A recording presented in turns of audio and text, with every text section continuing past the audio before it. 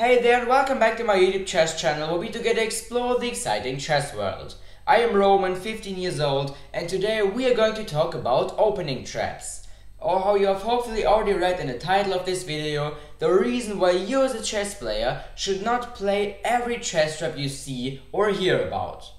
I'm not saying that every single opening trap in the game is dumb, but rather that there are two different kinds of chess traps. The first ones are the traps where you have the possibility to use your opponent's mistake to achieve something, for example a checkmate or a material advantage on the chessboard. And the second trap arts or trap kinds are the ones where you have to play a tricky mistake and you have to hope that your opponent won't see and recognize it, so that afterwards you can either checkmate your opponent or achieve a material advantage on the chessboard. And exactly these kind of chess traps are the one that I criticize, where you have to play a mistake and hope that your opponent won't see and recognize it and fall for this trap. To help you understand what I mean better, I will just start with showing you an example. In the very famous Ruy Lopez opening, aka the Spanish game, from which you can already see the setup right now on my big show chessboard, there is a very interesting and funny called chess trap for black, the fishing pole trap. In this position, black starts with the move knight to f6, developing his knight here on f6 and entering the Berlin defense. White just castles short, continuing with the Berlin defense, on which we play the very aggressive move knight to g4. So actually, if white plays everything correctly right now without any mistakes, this is a pretty bad move for the black army and for the player who plays the black chess pieces. But they are here just hoping that their opponent will fall for the trap.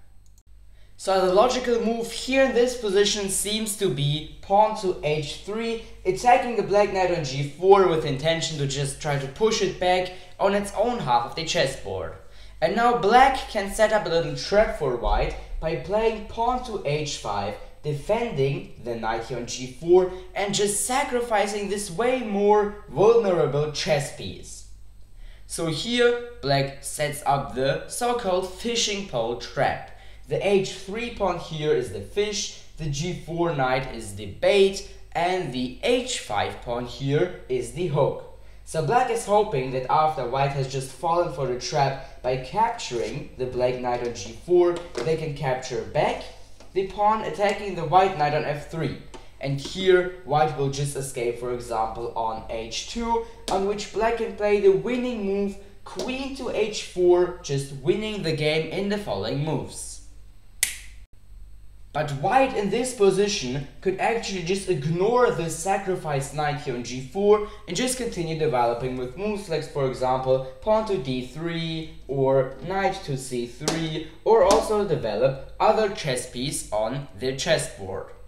So this will allow them a very comfortable advantage against his opponent, because this knight on g4 isn't actually dangerous just standing there.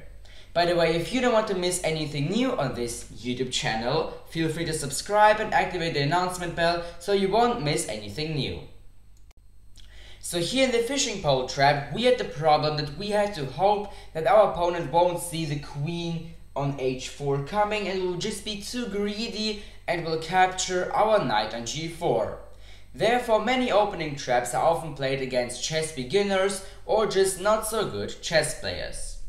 And now I'll show you an example for the kind of traps that are the ones that you just have to have inside of your knowledge and inside of your bag of chess traps and openings, so that if your opponent does a mistake in an opening, you can use this and get a big advantage or even win the game against your opponent. So my example now is the Ponziani opening, which in this position goes after pawn to c3.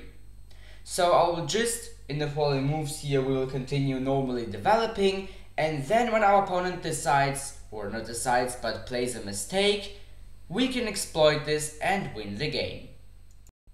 If on pawn to c3, black answers with knight to f6, attacking your now undefended pawn on e4, you don't defend it, but you rather play pawn to d4, just completely ignoring this pawn. So you sacrifice the pawn to your opponent's army, on which you now, after the black knight has captured it, play pawn to d5, attacking the black knight here on c6. Therefore he jumps back on e7, on which you capture the second pawn of your opponent here on e5, like this with your knight. And now you get in a position where your opponent might make a mistake. Because if in this position black decides to play pawn to d6, attacking your knight here on e5, you can just play bishop to b5, winning this chess game, or just achieving a big material advantage in the following moves after some captures, moves, and so on and so on. So this was an audio with this video, which I have shown you the two different kinds of chess traps. The ones where you have to make a mistake, hoping that your opponent won't see and recognize it, so that afterwards you can get a material advantage or win the game. And the second ones that I prefer, and yes, I think these are the ones that you should know and play. The traps where your opponent plays a mistake and you can use this by, yes, playing something and then winning material or even the whole game. So I really hope that you liked this video. If you liked it, feel free to leave a like there and subscribe to my YouTube channel. Till next time, bye!